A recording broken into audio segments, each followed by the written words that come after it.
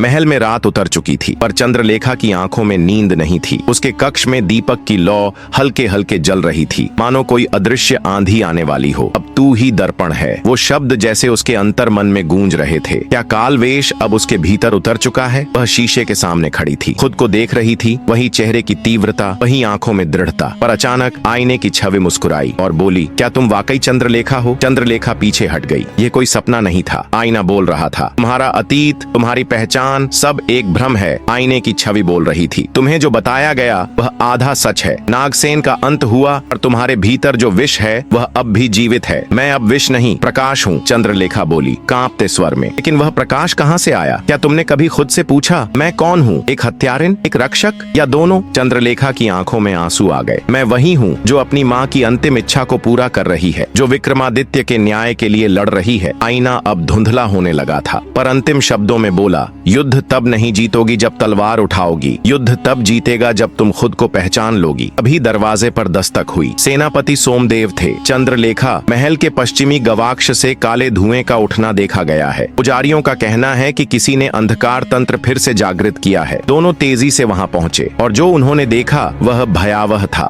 मंदिर के गर्भगृह में एक वृद्ध ब्राह्मण जमीन पर गिरा पड़ा था। उसके माथे पर नाग का निशान उभरा हुआ था और उसके सामने रखा था एक पुराना आईना जिसके भीतर धुएं की लहरें घूम रही थीं। यह वही आईना है जिसमें नागसेन अपने शिष्यों को सम्मोहित करता था, पुजारी ने बताया, पर किसी ने इसे फिर से सक्रिय कर दिया है। चंद्रलेखा ने आईने की ओर देखा और एक क्षण के लिए उसमें अपनी माँ रूपवती की छवि दिखाई दी। माँ, वह फुसफुसाई, लेकिन छवि बदल गई। अब उसमें कालवेश था। स्वागत है चंद्रलेखा, यह आईना अब तुम्हारा सच दिखाएगा। आईने से कालवेश की आवाज आई, आओ अपने अतीत की गहराई में उतर जाओ, जहाँ तुमने जन्म लिया, जहाँ नागसेन ने तुम्हारी माँ को बंदी बनाया और जहाँ तुम बनी विषकन्या। आईना अब एक द्वार बन चुका था। चंद्रलेखा ने विक्रमादित्य की दी गई अंगूठी को छुआ और बिना डरे आईने के भीतर कदम रख दिया।